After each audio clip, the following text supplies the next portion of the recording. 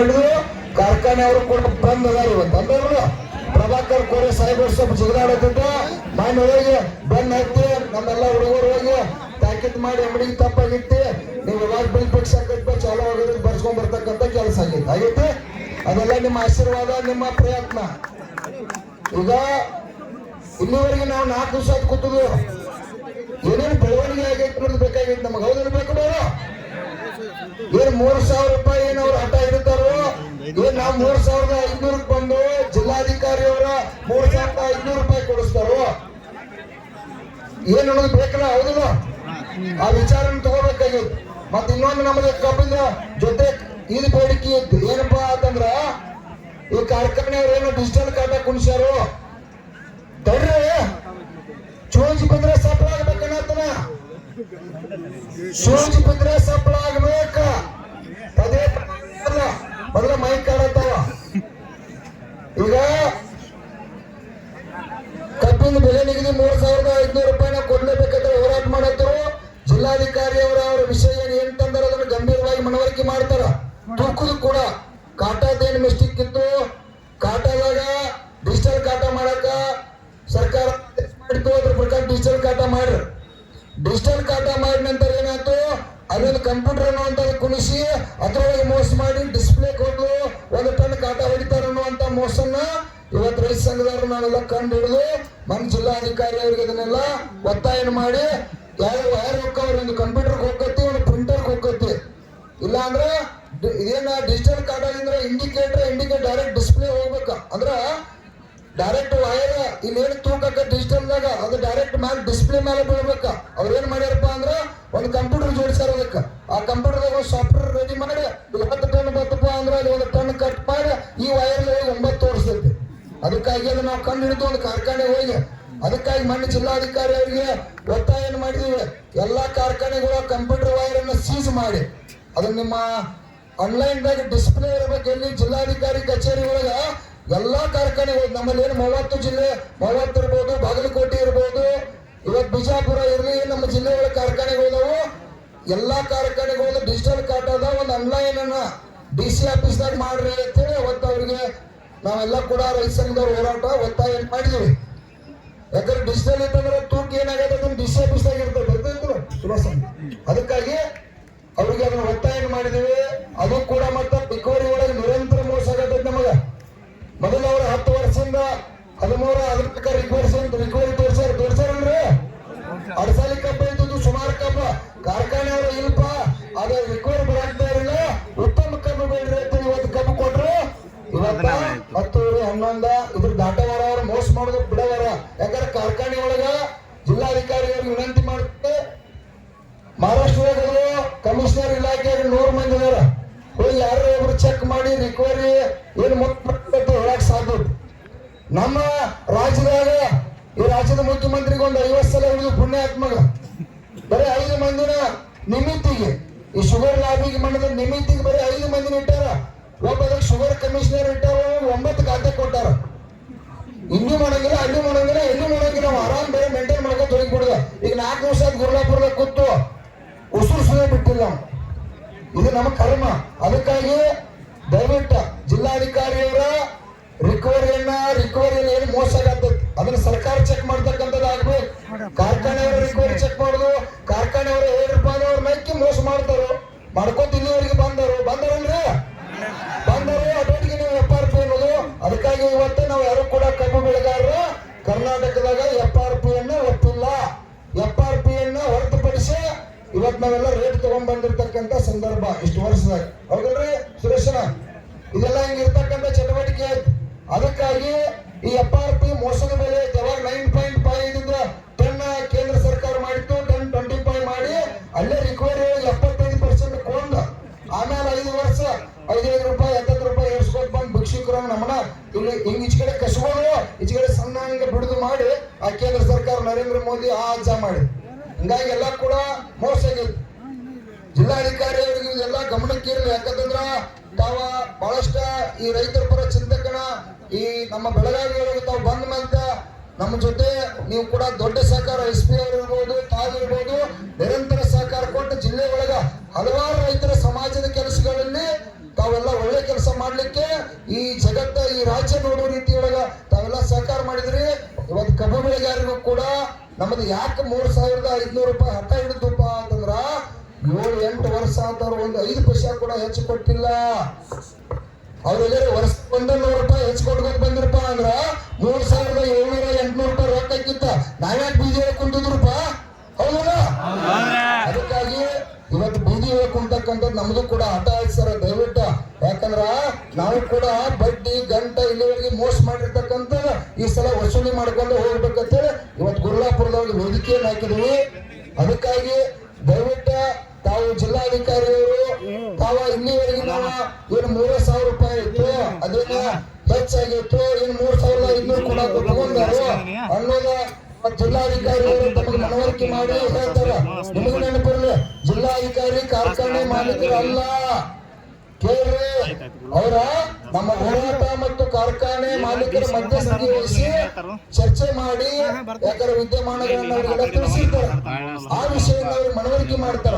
ಅವ್ರು ಏನ್ ಬೇಕಾದ ಇವತ್ತು ವಿಷಯನ ಹೇಳಿ ಕೇಳಿದಷ್ಟು ನಮಗೆ ಕೇಳಿದಷ್ಟು. ಯಾಕಂದ್ರೆ ಕಾರ್ಖಾನೆ ಮೋಸ ಮಾಡಿದ್ರೆ ಮಾಲೀಕರ ಮನೆಯಾಗಲ್ಲ 4 ದಿವಸ ಡಬ್ಬ ಬಿದ್ದು ಹೋಗೋತು, ಬೇರೆ ಯಾವ ಪುಣ್ಯಾತ್ಮ ಕೂಡ ಬಂದಿಲ್ಲ. ಅವ್ರ ಕೈಯಾಗ ಅಧಿಕಾರ ಚುಕ್ಕಾಣಿ ಕೊಟ್ಟದು, ನಮ್ಮನ್ನ ನೋಟಿ ಮಾಡಿದಾರ, ನಮ್ಮ ಮತದಾನ ಕೊಟ್ಟದ ಕರೆ ಅವ್ರು ಏನ್ ಮಾಡ್ರು, ಈ ರೈತರು ಭಿಕ್ಷಕರು ತಿಳ್ಕೊಂಡಾರ. ಅದನ್ನ ಮುಂದೆ ಹೋದ್ನು. ಈಗ ಜಿಲ್ಲಾಧಿಕಾರಿ ಏನು ಸಂದೇಶ ತಂದಾರ, ಏನು ನಮಗ ಇಲ್ಲಿವರೆಗೆ ಈ 4-5 ವರ್ಷಗಳಿಗೆ ಏನು ಬೆಳವಣಿಗೆ ಆಗಿ ಅವ್ರೇನ್ ಹೇಳ್ತಾರೆ ಕೇಳೋಣ. ಅವ್ರು ಹೇಳ್ತಾರ ಫೈನಲ್ ಆದದ್ದು ಅಂದ್ರೆ ಫೈನಲ್ ಆದದ್ದು ನಿಮ್ಗೆ ಒಪ್ಪಿಗೆ ಇಲ್ಲಪ್ಪ ಅನ್ನೋದು ನಮ್ಗೆ ಗೊತ್ತಾಗತ್ತೆ. ಅದಕ್ಕೆ ಹುಯ್ಯತ್ತೆ ಜಗಳ ತೆಗಿದಲ್ಲ. ಆಮೇಲೆ ಏನೈತಿ ಸರ, ನಾವು ಅದಕ್ಕ ಒಬ್ಬ ಪರಿಸ್ಥಿತಿ ಇಲ್ಲ. ದಯವಿಟ್ಟು ಕಾರ್ಖಾನೆ ಮಾಲೀಕರಿಗೆ ಹೋಗಿ ಹೇಳ್ರಿ, ಇಡೀ ಜಿಲ್ಲೆಯಲ್ಲಿ ಇರ್ತಕ್ಕಂಥ ಎಲ್ಲ ನನ್ನ ಕಬ್ಬು ಬೆಳೆಗಾರರು ಕಬ್ಬು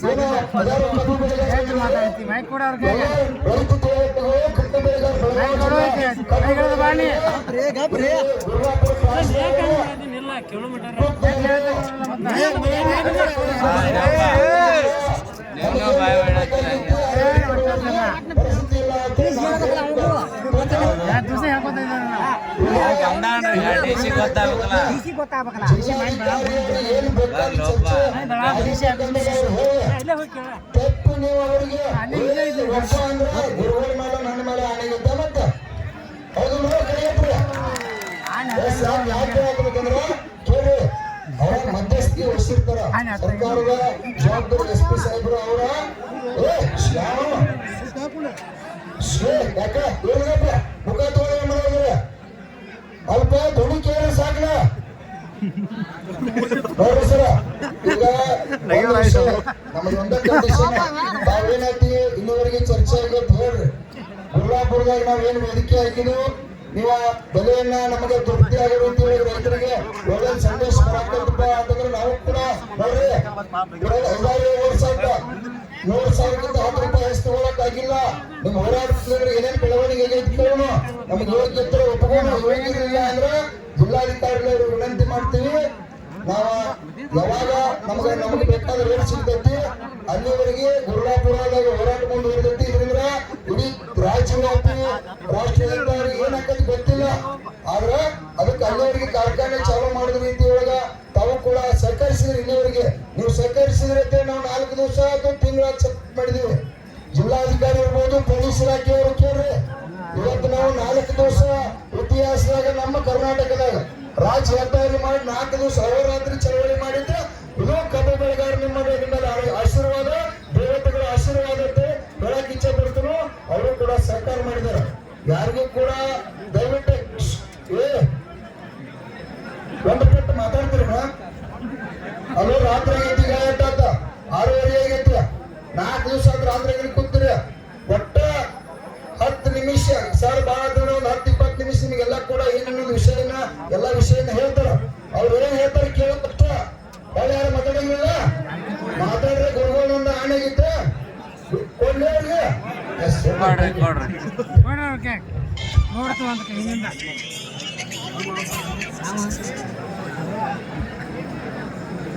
ಎಲ್ಲರಿಗೂ ಇಲ್ಲಿ ಉಪಸ್ಥಿತಿರುವಂತ ಎಲ್ಲರಿಗೂ ನಮಸ್ಕಾರಗಳು. ನನ್ನ ಬಹಳ ಆತ್ಮೀಯರು ಶಶಿಕಾಂತ್ ಗುರುಜಿರವರು ಯಾವಾಗಲೂ ರೈತರ ಬಗ್ಗೆ ಕಾಳಜಿ ಇರುವಂತ ರೈತ ನಾಯಕ ಚಿನ್ನಪ್ಪ ಪೂಜಾರ್ ಅವರು,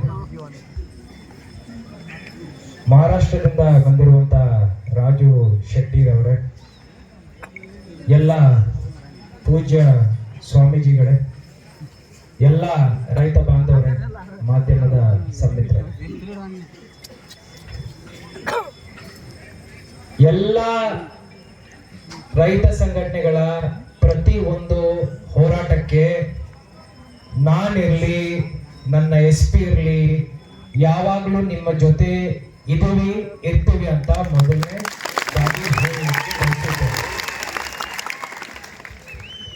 ತಮಗೆಲ್ಲರಿಗೂ ಗೊತ್ತಿರಬಹುದು, MD ಹೆಸ್ಕಾಂ ಇದ್ದಾಗಿಂದ ಇಲ್ಲಿ ಮಠ ರೈತರ ಹೋರಾಟಗಳು ಏನೇನಿದ್ದಾವೆ ಎಲ್ಲದಕ್ಕೂ ನಾವು ಸ್ಪಂದನೆ ಮಾಡಿದ್ದೀವಿ. ಇವತ್ತೂ ಸ್ಪಂದನೆ ಮಾಡ್ಲಿಕ್ಕೇನೆ ಬಂದಿದ್ದೀವಿ. ನನ್ನಿಂದ ಸ್ವಲ್ಪ ವಿಳಂಬ ಯಾಕೆ ಆಗಿದೆ ಅಂದ್ರೆ, 4 ದಿವಸದಿಂದ ಅನಾರೋಗ್ಯ ಕಾರಣದಿಂದ ನಾನು ಇಷ್ಟು ದೂರ ಬರ್ಲಿಕ್ಕೆ ಆಗಿರ್ಲಿಲ್ಲ. ನನಗೆ ಭಯಂಕರ ಜ್ವರ ಇತ್ತು. SP ಅವರು ನನ್ನ SP-ನು ನನ್ನ ಡಾಕ್ಟರ್ ಭೀಮಾಶಂಕರ್ ಅವರು ನನಗೆ ಮಾತ್ರೆ ಕೊಟ್ಟು ಇವತ್ತು ಒಂದು ಸ್ಥಿತಿಗೆ ತಂದ ನಂತರ ನನ್ನನ್ನು ಇಲ್ಲಿ ಕರ್ಕೊಂಡು ಬಂದಿದ್ದಾರೆ. ಈ ವಿಳಂಬಕ್ಕೆ ನಾನು ಜಿಲ್ಲಾಡಳಿತದಿಂದ ನಿಮ್ಮ ಜಿಲ್ಲಾಧಿಕಾರಿಯಾಗಿ ಬಹಿರಂಗವಾಗಿ ಕ್ಷಮೆಯನ್ನು ಕೇಳ್ತಾ ಇದ್ದೀನಿ. ಎಲ್ಲ ರೈತ ಬಾಂಧವರನ್ನು ನಾನಿರ್ಲಿ, ನನ್ನ SP ರವರಿರ್ಲಿ, ವಿಪರೀತ ಪ್ರೀತಿ ಮಾಡ್ತೀವಿ. ಯಾವುದೇ ಚಳವಳಿ ಇರಲಿ, ಚಿನ್ನಪ್ಪ ರವರಿಗೆ ಗೊತ್ತಿರಬಹುದು, ಗುರುಜಿರವರಿಗೆ ಗೊತ್ತಿರಬಹುದು, ಸಂಕೇಶ್ವರ್ ಇಶ್ಯೂ ಇರಬಹುದು, ನಮ್ಮ ಬೆಳಗಾವಿ APMC ಇಶ್ಯೂ ಇರಬಹುದು. ಯಾವುದೇ ಹೋರಾಟ ಇದ್ದಾಗ 1 ತಾಸು ವಿಳಂಬ ಆಗದೆ ನಿಮ್ಮ ಎದುರುಗಡೆ ಬಂದು ನಿಂತ್ಕೊಂಡು ಆ ಸಮಸ್ಯೆಯನ್ನು ನಾವು ಬಗೆಹರಿಸಿದ್ದೀವಿ. ಇವತ್ತು ನಾವು ಈ ಸಮಸ್ಯೆಗೆ ಪರಿಹಾರ ಹುಡುಕ್ತೀವಿ. ಚಿನ್ನಪ್ಪರವರು ಹೇಳಿದ ಹಾಗೆ ಹಿಂದಿನ ವರ್ಷದಿಂದ ಅವರು ಇದರ ಬಗ್ಗೆ ಪ್ರಸ್ತಾಪ ಮಾಡಿಕೊಂಡು ಬಂದಿದ್ದಾರೆ, ಹೋರಾಟನೂ ನಡೆಸಿದ್ದಾರೆ. KM ಕಮಿಷನರ್ ಆಫೀಸ್ ಬೆಳಗಾವಿಗೆ ಬರಬೇಕು ಅಂತ ಅವರ ಹಠ ಏನಿತ್ತು, ಅದರಿಂದ ಸರ್ಕಾರದಿಂದ ಆದೇಶ ಆಗಿ KM ಕಮಿಷನರೇಟ್ ಬೆಂಗಳೂರಿಂದ ಬೆಳಗಾವಿಗೆ ಅವರು ಟ್ರಾನ್ಸ್ಫರ್ ಮಾಡಿದ್ದಾರೆ. ಆ ಶ್ರೇಯಸ್ಸು ಚಿನ್ನಪ್ಪ ಅವರಿಗೆ ಹೋಗುತ್ತೆ. ಸಂಕೇಶ್ವರ್ ಖಾಸಗಿ ಮಾರ್ಕೆಟ್ ಅಲ್ಲಿ ಬಹಳ ಅವ್ಯವಹಾರ ಆಗ್ತಾ ಇದೆ ಅಂತ ಅವರು ಹೋರಾಟ ಮಾಡಿದ ನಂತರ 1 ವಾರದಲ್ಲಿ ನಮ್ಮ ಸರ್ಕಾರಿ APMC ಮಾರ್ಕೆಟ್ ನಲ್ಲೇ ನಾವು ವ್ಯಾಪಾರವನ್ನು ನಡೆಸಲಿಕ್ಕೆ ಎಲ್ಲಾ ರೀತಿಯ ಸಿದ್ಧತೆಗಳನ್ನು ಮಾಡಿಕೊಳ್ಳಲಿಕ್ಕೆ ಸಾಧ್ಯವಾಗಿದೆ. ಅದು ನಮ್ಮ ಎಲ್ಲ ಮುಖಂಡರ ಮುಖಾಂತರನೇ ಆಗಿದೆ. ಅದಕ್ಕೂ ನಾನು ಅವರಿಗೆ ಆ ಶ್ರೇಯಸ್ಸನ್ನು ಕೊಡ್ತೇನೆ. ನಂದೊಂದೇ ಪಾಯಿಂಟ್, ನೀವೇನೇ ಹೇಳಿ ಚಿನ್ನಪ್ಪರವರೇ, ನಾವು ನಿಮ್ಗೋಸ್ಕರ, ರೈತರಿಗೋಸ್ಕರ ಹಗಲು ರಾತ್ರಿ ನೋಡದೆ, ಬಿಸಿಲು ಮಳೆ ನೋಡದೆ ನಾವು ನಿಮ್ ಜೊತೆ ನಿಂತ್ಕೊಂಡು ಕೈ ಜೋಡಿಸಿ ಕೆಲಸ ಮಾಡ್ತೀವಿ. ಮತ್ತೆ ಒಂದೇ ಬೇಡಿಕೆ, ನಾನು ಬೇರೆ ಏನು ಕೇಳಲ್ಲ. ನಮ್ಮ ರೈತ ಬಾಂಧವರು ಈ ಬೀದಿಗೆ ಬರದಂತೆ ನೋಡ್ಕೊಳ್ಳೋ ಜವಾಬ್ದಾರಿ ಜಿಲ್ಲಾಧಿಕಾರಿಯಾಗಿ ನಂದು, ಪೊಲೀಸ್ ವರಿಷ್ಠಾಧಿಕಾರಿಯಾಗಿ ಭೀಮಣ್ಣನದು, ಅದೇ ರೀತಿ ರೈತ ಮುಖಂಡರಾಗಿ ಮಾನ್ಯ ಗುರುಜಿರವರದು ಹಾಗೂ ಚಿನ್ನಪ್ಪರವರದು. ಈ ಪರಿಸ್ಥಿತಿ ಉದ್ಭವ ಆಗಬಾರದು. ಆಗಿದೆ, ಇದನ್ನು ನಾವು ಪರಿಹಾರ ಮಾಡೋಣ. ಹಿಂದಿನ 5 ದಿವಸದಿಂದ ನನಗೂ ಆರಾಮ ಇರಲಿಲ್ಲ. ಆದ್ರೂ ಎಲ್ಲಾ ಫ್ಯಾಕ್ಟರಿ ಯಜಮಾನರ ಜೊತೆ, ಎಲ್ಲರ ಜೊತೆ, ಎಲ್ಲಾ ಜನಪ್ರತಿನಿಧಿಗಳ ಜೊತೆ, ಎಲ್ಲಾ ಹಿರಿಯ ಅಧಿಕಾರಿಗಳ ಜೊತೆ ನಾನು ಮಾತುಕತೆಯನ್ನು ನಡೆಸಿದೆ. FRP ಏನಿದೆ, FRP ಮೀರಿನ ಚರ್ಚೆ ಆಗ್ತಾ ಇದೆ. ಇಲ್ಲಿ ಮಠ ಇತಿಹಾಸದಲ್ಲಿ FRP ಮೀರಿ ಚರ್ಚೆನಲ್ಲಿ ಜಿಲ್ಲಾಡಳಿತ ಹಸ್ತಕ್ಷೇಪ ಮಾಡಲಿಲ್ಲ. ಈ ಹೋರಾಟದಿಂದ ಜಿಲ್ಲಾಡಳಿತದಿಂದ ನಾವು ಹಸ್ತಕ್ಷೇಪ ಮಾಡ್ತಾ ಇದ್ದೀವಿ. ಹಸ್ತಕ್ಷೇಪ ಮಾಡ್ತಾ ಇದ್ದೀವಿ. ಚುನ್ನಪ್ಪರವರು ಹೇಳಿದ ಹಾಗೆ ಹಿಂದಿನ ಎಷ್ಟೋ ವರ್ಷಗಳಿಂದ ಈ ಬೆಳೆ ಏರಿಕೆ ಆಗ್ಲಿಲ್ಲ ಅಂತ ಅವರು ಹೇಳಿದ್ರು.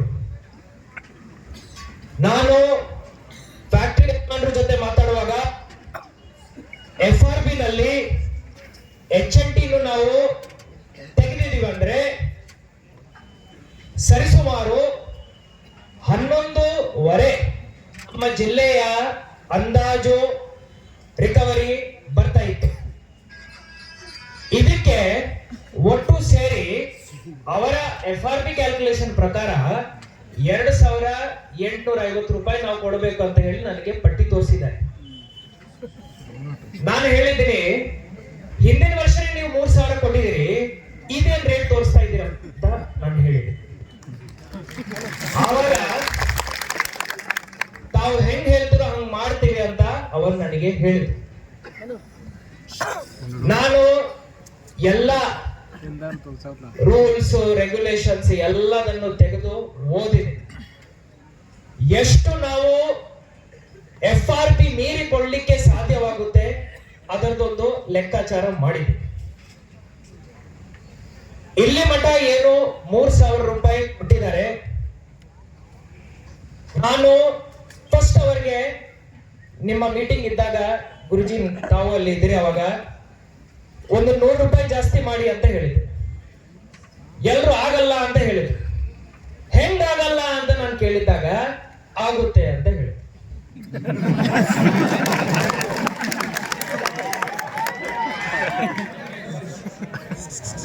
ಆಯ್ತಪ್ಪ, 100 ರೂಪಾಯಿ ಹೆಚ್ಚು ಮಾಡಿ ಕೊಡಬೇಕು ಅಂತ ಹೇಳಿ ನಾನು ಆ ಮೀಟಿಂಗ್ ಇಂದ ಹೊರಗಡೆ ಬಂದೆ. ಚುನ್ನಪ್ಪರ್ಗೆ ಹೇಳಿದ್ದೀನಿ, ಚುನ್ನಪ್ಪರವರೇ 100 ರೂಪಾಯಿ ಸಿಕ್ಕಿದೆ.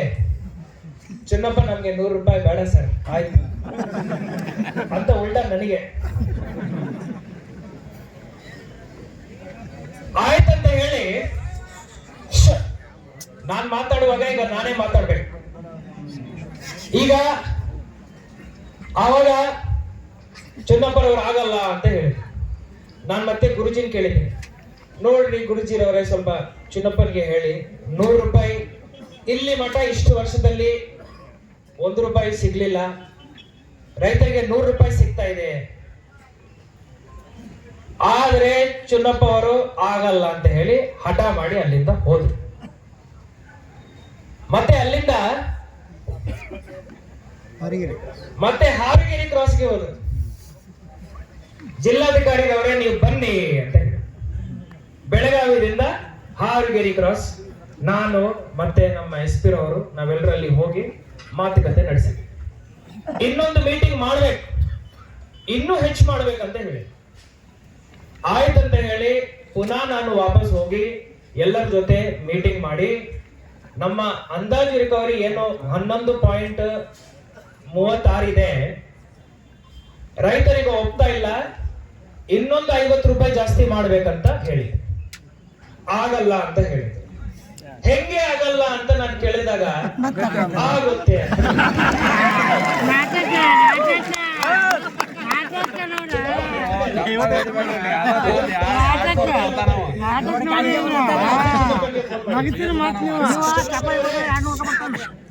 ಫಲಶ್ರುತಿ ಸಿಕ್ಕಿದೆ, 150 ರೂಪಾಯಿ ಹೆಚ್ಚಾಗಿದೆ ಸರ್, ಬೇಡ ಸರ್ ನಮ್ಮಿಂದ ಆಗಲ್ಲ ಅಂತ ಹೇಳಿ ಮತ್ತೆ ಹಠ ಮಾಡಿ. ಈಗ ಚುನ್ನಪ್ಪ ಹಾಗೂ ನಂದು ಗುರುಜಿ ಮತ್ತೆ ನಂದು ಬಹಳ ಹಳೇ ಪರಿಚಯ. ನನ್ನನ್ನು 10 ಸತಿ ಗೆರ ಮಾಡಿದ್ದಾರೆ MD ಹೆಸ್ಕಾಂ ಇದ್ದಾಗಿಂದ. ಒಂದ್ಸತಿ ನನ್ನ ಸಬ್ಸ್ಟೇಷನ್ ಅಲ್ಲಿ ಮೊಸಳೆ ಬಿಟ್ಟಿದೆ, ಅದಕ್ಕೂ ಶ್ರೇಯಸ್ ಅವರಿಗೆ ಹೋಗ್ಬೇಕು. ಅದಾದ ನಂತರ ಆಯ್ತು ರೈತರ ಪರವಾಗಿ ಇರೋಣ, ಮತ್ತೆ ಎಲ್ಲರನ್ನು ಕರೆಸಿ ಎಲ್ಲರ ಜೊತೆ ಮಾತಾಡಿ 3,200 ಮಾಡೋಣ ಅಂತ ನಾನು ಅವರಿಗೆ ಹೇಳಿ, ಈ ಸತಿ ಆಯ್ತು ಸರ್ ಮಾಡೋಣ ಅಂತ ಅವರೇ ಹೇಳಿ. ಈಗಲೂ ಇದನ್ನು ಮೀರಿ ಮೈ ಡಿಯರ್ ಮಿಸ್ಟರ್ ಚುನ್ನಪ್ಪರ್ ಅವರೇ, ಇದನ್ನು ಮೀರಿ ನಾನು ಇನ್ನೂ ಮಾಡ್ಬೇಕಂದ್ರೇನು ನೀವ್ ಏನ್ ಹೇಳ್ತಿರೋ ಅದೆಲ್ಲ ಮಾಡ್ತೀನಿ.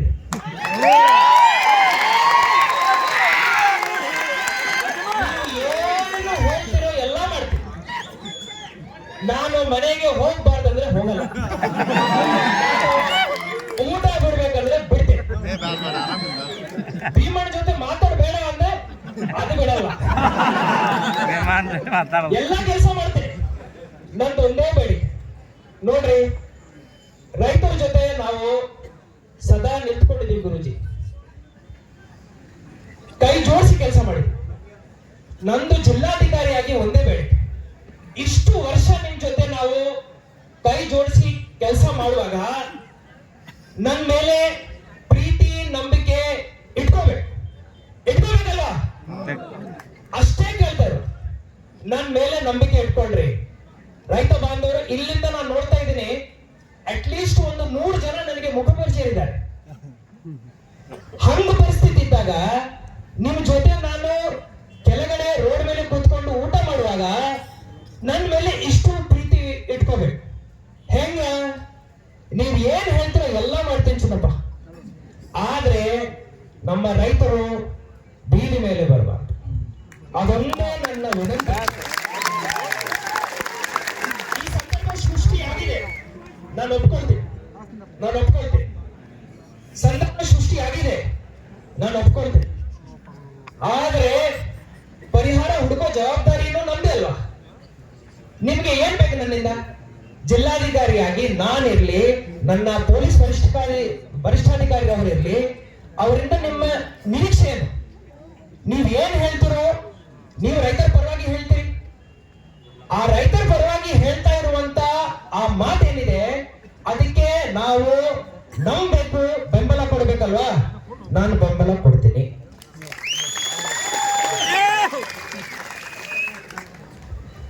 ಕಾರ್ಖಾನೆ ಒಳಗಡೆ ಗುರುಜಿರವರು ಹೇಳಿದ್ದಾರೆ, ಕಾರ್ಖಾನೆ ಒಳಗಡೆ ಗುರುಜಿರವರು ನನಗೆ ಹಿಂದಿನ ಮೀಟಿಂಗ್ ಅಲ್ಲಿ ಹೇಳಿದ್ದಾರೆ, ಚುನ್ನಪ್ಪರ್ ಅವರು ವೇದಿಕೆ ಮೇಲೆ ಪ್ರಸ್ತಾಪ ಮಾಡಿದ್ದಾರೆ, ರಿಕವರಿನಲ್ಲಿ ಭಯಂಕರ ಮೋಸ ಆಗುತ್ತೆ ಅಂತ ಹೇಳಿದ್ರು.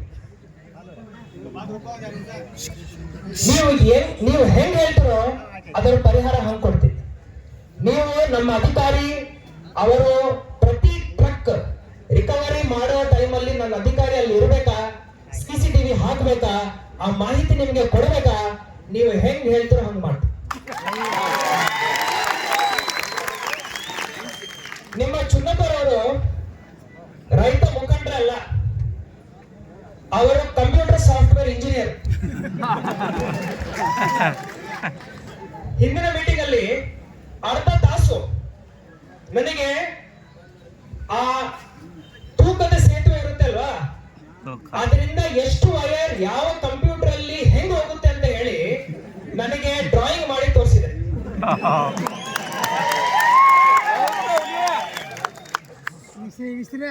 ರೈತರ ಪರವಾಗಿ ಅಷ್ಟು ಕಾಳಜಿ ಇಟ್ಕೊಂಡು ಇನ್ನು ಕಂಪ್ಯೂಟರ್ ಬಗ್ಗೆ ಓದ್ತಾ ಇದಾರಲ್ವಾ, ಅವರಿಗೆ ಶ್ಲಾಘನೆ ಹೇಳ್ಬೇಕು. ಅವರು ಹೇಳ್ತಾ ಇರೋ ಪಾಯಿಂಟ್ ಅನ್ನು ಟೆಕ್ನಿಕಲಿ ನಾವು ಖಂಡಿತ ನೋಡ್ತೀವಿ.